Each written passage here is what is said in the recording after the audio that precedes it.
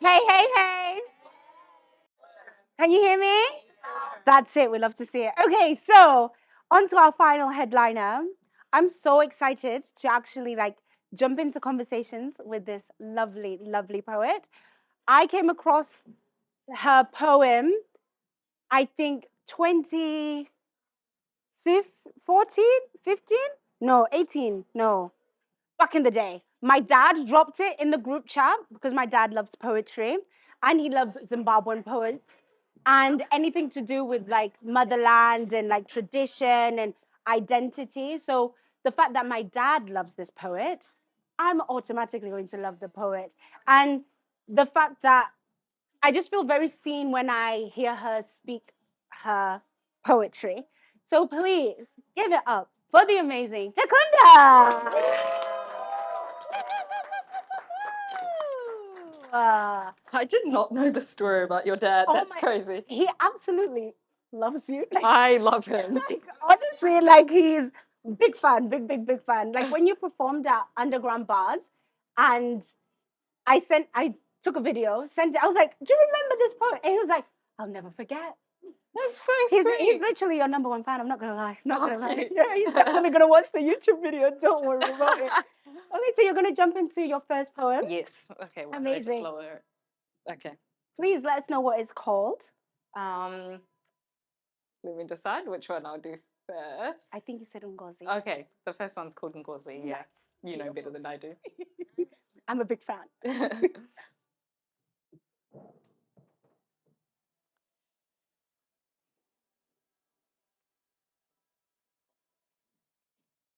Ndisati ndatombozvara panga patoiswa ropa nesimba kumashure kwezvese zvinondifambisa. Saka mungatisei kuti vanhu vedu havasi zvese zvinoshamisa.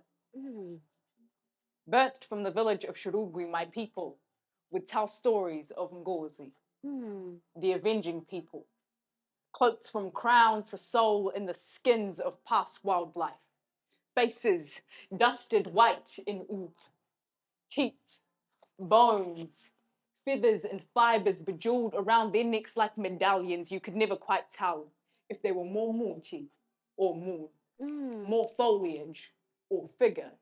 Ngozi spoke in whispers to the forebearers who told them how to heal the land and how to bring healing unto the people. The best translation given in a tongue that is not my own is Ngozi, meaning witch doctor, or Ngozi, meaning wizard. Do you see it? How imperial tongues spit and spin the possibility of Africans being able to bring healing unto ourselves into a feat of mythology. Do you see it? God forbid the Africans do anything for themselves, so where are our white saviors, our developmental deities, our diasporic children who are taught to go learn Western values so they can come back and rescue their homelands? Do you see it? How assimilation has turned into a tool for white preservation. We don't believe in Ngozi anymore. We believe in Cape to Cairo, the UN and UNICEF, civilizing and modernizing. Sub-Saharan borders stay bursting and burning, but the arsonists are here to put out the fire, firing their cannons through their world vision lens, poised and grinning with children turning carcass draped over their shoulders, dissociated from the colored bodies that add depth to the photo in this industrial toxic tourist machine. Perfumes are no reason to close your eyes, so stay smiling. Dissolving corneas almost look like crying, almost look like empathy. Chokwadi vakatorenka dzedu demakazvitanga. Asi kana tese tavigwa tichatarisa kudengwa tichauchidzwa kuti Africa icharamba kuchisimuka. Do you hear it? How the allies began shouting, but the Ngozi stayed whispering. And I believe this to be the tune we've become tone deaf to. We don't believe in Ngozi anymore. But remember, you can never quite tell if they are more Muti or moon, more foliage or figure. So look around, because Ngozi have always been standing right behind you. Thank you. Give it up, give it up, give it up, give it up, give it up, give it up, give it up, give it up. What? Thank you so much. Thank you. Honestly, I feel as a fellow Zimbabwean, whenever I hear a poet like doing poetry within their mother tongue or in Shona, to be specific, I instantly feel seen. I instantly feel at home. Like I might not be on the stage, but I feel on the stage. So thank you so much. Hey, I love that. And I feel like within like all of the poems I've ever seen you either perform or share, you have a very secure inner voice. So one, and it seems like you found it very, very young. Please tell us, how did you find your inner voice, and also how did you feel when you first shared it? Oh, that's a good question. How did I find my inner voice? I mean, I'm glad you think I've got it, because girl, I feel like I'm still finding it. Girl. That's a hard one. I feel like we spend the entirety of our lives trying to find that voice or discover what it is or what it sounds like. Um, but I guess the first time that I ever felt like I had things to say and felt comfortable to share them. Oh, I'm so sorry. Um, Growing up, I was raised by my grandmother for like the first couple of years of my life, because that's just like cultural practice, what we do. That I was to be raised by my grandmother for the first couple of years of my life, and you would know that like culturally, storytelling is an inbuilt part of what we do. So I think I grew up being a listener to so many like intelligent people. Like my grandma, she's never attended school before, but she is like the most intelligent woman I've ever seen. I'm like, there are people who graduate Ivy League who couldn't come up with a theory that this woman spits on a daily basis. Like it literally blows my mind. Yes. So I think that nourished me in a lot of ways, and like I think there's a lot of theory, or like even I don't know, in every religion, or like however you experience the universe, this idea that everyone in the world is like a fragment or made in the image of God, or like when the Big Bang happened, we were all this magical thing and all split off, and we're all like tiny bits of God walking the earth. And I think, how could I not have a voice knowing that I come from something like that? Like, yeah, I'm magic living amongst magic. Yes. Like, so I'm in awe of you, I'm in awe of people, I'm in awe of life. So that's beautiful. Please. That was stunning. Yes. Oh my good word. No, for real. And thank you for sharing your magic. I mean, it takes no small feat to do what I feel like we do. Like to share vulnerability, to share stories, to share like spirituality, all of it. Like thank you so much. And to have done it, please take us through the, just to make sure we're on the same page, the race unity speech. Oh, girl, you're bringing that one out. That's crazy of you to do. That's my dad's favorite one. That is well. I was literally telling Dinner about this before, and I was like, "There's a video of me on the internet, and I'm trying to figure out how to get this video taken down." So, I want that video down.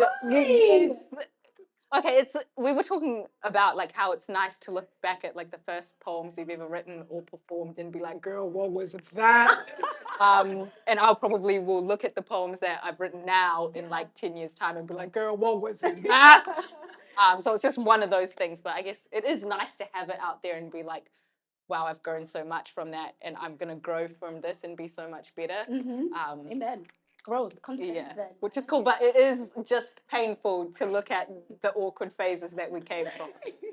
Yeah. So, speaking of that, what was it like? Maybe if we go back, rather than in your shoes now, in your shoes then, what was that experience like? And what was the experience like to see how many times it was shared? Right now, I checked, it's on 40K, but I feel like that doesn't include the WhatsApps. So, you know, when your parents share videos on WhatsApp, those views are not counted. So I saw my dad watch it a fair few times, shared it to his friends. His friends shared. So how did that feel like?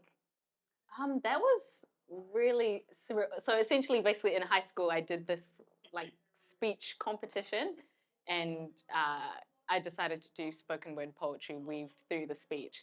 And the video got posted initially on Facebook, and then it got like a crazy amount of views on Facebook. At the time when it happened, I was like off tramping with my friends. I didn't have any service, so I hadn't looked online or anything. Then I come back home after like 7 days of this video circulating, and I'm inundated with all these messages.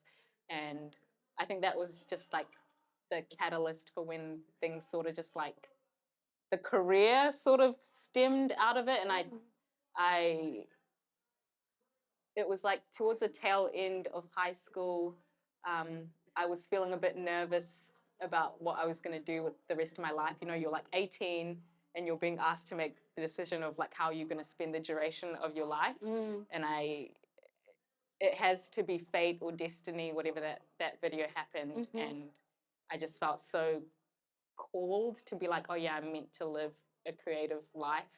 And yeah, I'm grateful for that, because without it having happened, I don't know if I would have had the courage to be like, to name myself as being a creative one, and then two, to actually go for it and pursue it. Yes. So yeah.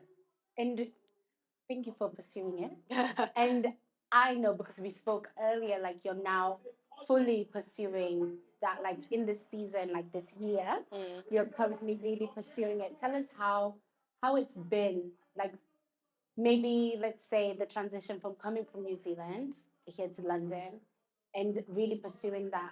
One, why did you come to London? I feel like we need no humble bragging here. Please shout about your achievements and how that transition's been like to really live within the creative space. Yeah, so I had been living in New Zealand for a couple of years with my family, and was kind of just doing poetry on the side, doing acting on the side where I could fit it in between uni. And then last year in August, I think, I booked the best job I've ever booked in my entire life. What was the job, hon? It was to do a season at the Globe Theatre. The Globe. The Globe. So that was my first time coming to the UK, was to do this show. I remember the first day that we actually performed, that the show opened up and it was open to the public for the first time. The second I stepped on stage, I was just like, I felt like an out-of-body experience where I was like, oh my goodness, this is what I'm meant to do with my life. Like, this is what purpose feels like. So yeah, I decided that day, finished the season of the show, flew back to New Zealand. I was like, yeah, Mum, Dad, I'm dropping out of uni. You can imagine the horror, the horror. And then they were like, not in my house. That's not happening. So I said, okay, yep, that's fine. That's very much fine. So I'm calling it a break currently. I'm on a uni break, but I will be back. But yeah, after that, when my plane landed back in New Zealand, I was already planning, being like, okay, let's get this visa, girl. Like, yes. I'm about to be there. So love to see it. Yeah. And thank you so much for coming back, because you wouldn't be here on our stage tonight. And one of the things that you are going to be doing within your break, I presume, is the Grand Slam in Brazil. Yeah. Can we just one time for the one time, please? The World Grand Slam for Brazil. Yeah. How did it feel to like get that news? What was the process like, please? The process was, yeah, so this was at the time that I was still living in New Zealand. How it works essentially is like each region of a country has competitions that they run throughout the year. Then they have a poet for each like city in the country, and then there's a winner for each city, and then each city gets their winners, they compete, and then there's like a national champion that they crown. I'm not sure if that's how they do it in England, but I think it's similar. So yeah, basically a lot of countries around the world operate in that same basis. So yeah, last year I was blessed enough to win that one, and it's all culminated that the finals will be in October in Rio, which is also somewhere I've always wanted to go. So I'm so girl, it's about to be a holiday. Forget the poetry, girl. I will be at the beach. I like it. Double tap on all the pictures. Yeah, so that's going to be really exciting, and I'm also just excited to like listen to other poets performing poems in a different language. Like there'll be translations written on the screen and stuff. But I think that. I like that. It's not in English. That's yeah, really good. It's going to be really, really interesting, and like judges from each country, so that there's at least one person who's like that's their native tongue that they're hearing. Oh, that's yeah, very inclusive. It's very, very Yeah. good. But yeah, I think it's going to be beautiful. I think just meeting people. There's this thing that I really like about like putting different languages in poetry. I was reading like a journal article that was talking about how certain languages release the way that their like phrasings are constructed, or like even rhythmically the tonal shifts of different languages might release like different chemicals in our brain. So like when you speak Shona, or like your native tongue, there's like dopamine released in your brain that makes you like more joyous, or because you feel at home in it or comfortable in it. Precisely. So I'm excited to like experience that, watching other people being like, I don't know, you feel so much more embodied when you're speaking a language that belongs to you and to the people that you love. And like, yeah, I think it's just going to be a good time. I'm excited. Oh, wow. Yeah. Well, I feel very validated by that journal, because that's what I said at the beginning. So I feel like science is science. Science is science. Like, you can't Girls in STEM. You know, we love to see it. Oh my goodness. Okay. So what was the, to kind of go back a step, what was the transition like to go from Zimbabwe to New Zealand to London? What's that journey been like for you? And what's that journey been like for you specifically as a poet or as a storyteller? Yeah. Growing up in Zim, I think I didn't like think of poetry being an active part of my life, or a part of uh, what people around me did all the time. But now, like, I can reflect back and be like, oh my goodness, like there was poetry around me constantly. It was just like oratory was just a part of day to day, like the exchanging of stories, the exchanging of knowledge was kind of a constant thing throughout me growing up. And then moving to New Zealand for high school, um, I think creatively it was just what I was drawn to. I was really into writing, really into oratory, into drama, and yeah, that just kind of started to like propel me to be like, yeah, this is just what I wanted to make the purpose of my life. And yeah, now it's like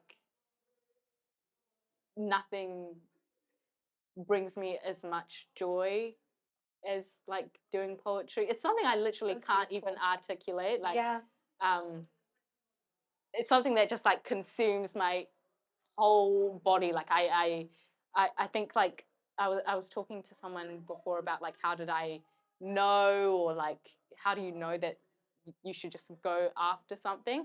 I think that like sometimes you can be scared to like write poetry or to create something and then share it with the world. But if you even have like an inkling in your head that you want to do something, Yes. I think that that desire is a reflection that you already are the thing. Like sometimes I feel like, oh, maybe I'm not a good writer or like super good writer, but like my desire to want to write tells me that I am a poet and therefore I am good, and just like I should continue to follow that. So yeah, that's the point where I'm at, where I'm like, I just want to be creating. Like, what a beautiful thing it is to have like minds that are able to produce art and share with other people and connect in this human experience that we're living. Like, there's something so beautiful about that. And yeah, just like what I was saying before, that like we're all pieces of God walking the earth. Like, how can I not be in awe of this life and want to like celebrate it? And the way that I celebrate it is poetry or acting. So yeah, that's where I'm at now. Gems, just dropping gems. Thank you honestly, thank you so much. I feel like it was, I think we need to just ingest what you just said. You're so sweet. Because I just feel like sometimes I have imposter syndrome, right? And I'm sure. Oh, girl, yeah. No, that one will eat you up. Yeah, like in every avenue, like even when I was a project manager, I had imposter syndrome for projects, never mind creative life. Like, so for you to say that if you have that inkling, like, just write something, Yeah. just write it down. It's not a mistake. That really, like, Because you got to start somewhere. Exactly. So if you're in the crowd and you've never written a poem before, tonight might be the night. And yeah, I feel like this is just testimony for that. Like if you feel the field to do that, or it might be another creative avenue, or it might be maybe take a photo. You might be a photographer deep down. That this is literally like testimony to say you should just do it because why not? You know, life's too short. Yeah. Thank you so much. Thank you. This has been honestly so amazing. Let's jump into your last poem and then we'll ask the last question. Okay. What is it called? What inspired it, please? It's called Diamonds. It is my version of a love poem, I suppose. As close as I'll ever get to writing a love poem. Okay. And it was inspired again by my grandma, just a conversation that I had with her in the village that I grew up in. It's called Wedza. And it's a really like, what do you call it? The soil is really like rich and has many like hot spots for diamond mining, essentially. We love it. And yeah, that's where it all stemmed from. But you'll hear the poem, and yeah, beautiful. The stage is yours. Thank you. We are gathered here today to witness the joining of two lives, the unification of souls as they become one flesh. So, with this diamond ring, do you take joy?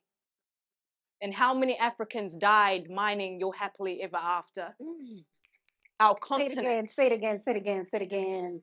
Do you take joy? And how many Africans died mining your happily ever after? Our continent. Our continent was a gold mine, a gorging belly. We lived swollen, throbbing at the diamond deposits in our arteries. The first step to siphoning a man from the body of water that is his land is to liquidate his assets and name it water bending. Claim all his wealth and name it a fortune telling, a foretelling of all the fire and brimstone to rain down upon a continent of stolen gemstones.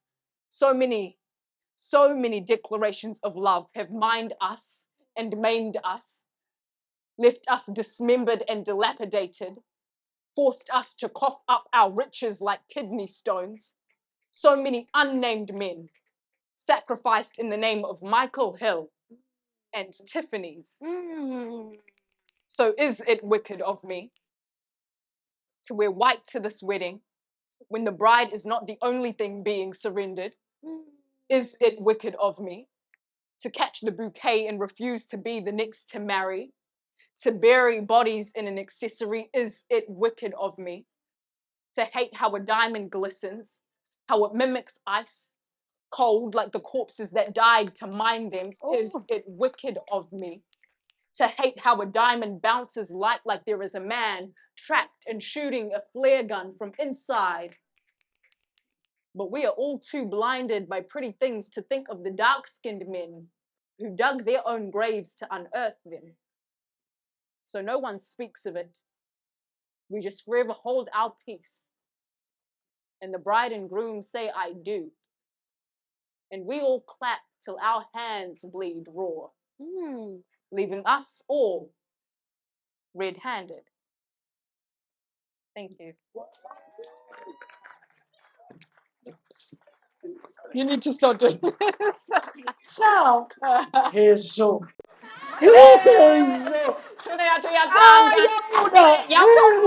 Nigga base food. She said I'm gonna be spitting bars.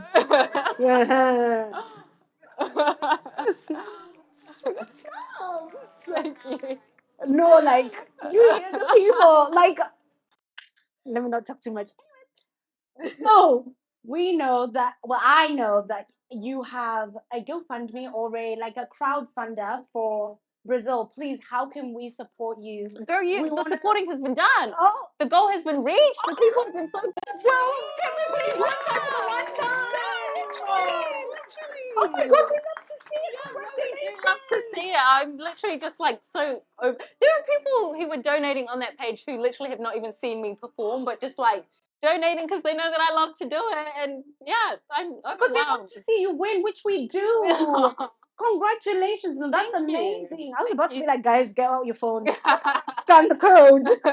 No, congratulations. That's Thank amazing. you. But in whatever way we can support you whilst you're out there, like if you want us to share anything, like please let us know because we want you to win. We want to get you to the top, girl, because you Thank deserve you. that poem. Oh my God, you're Thank you. amazing. Okay, last question as I ask everyone at Mhm. Poetry and Me. If you could spend 24 hours with anyone, dead or alive, who would it be? And why? If I could spend 24 hours. Oh, that's so hard. There's so many people. So many people. First person. Oh, girl. Like at a drop of a hat, like boom.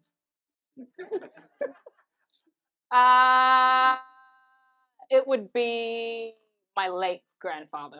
Lovely. Yeah, That's I couldn't beautiful. not pick him. There's much wisdom to be taken from that man, so That's it would stunning. be him.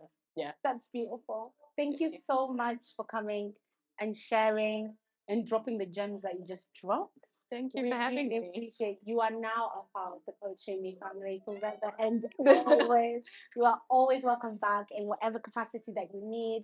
And thank you for like sharing your stories and helping us feel seen on the stage. Sure. Because when I first saw you perform, honestly, like give you your flowers, I felt so seen. Like sometimes it's just hard to be seen in the poetry scene. And like I really felt that way when I saw you like and you did the show and I was like, yes, my girl. Oh, I'm glad. Thank you Thank so much. you. I really appreciate you. Please, one time for the one time. Yes. Thank you so much. You're my sister. Thank you. You're welcome. Thank you.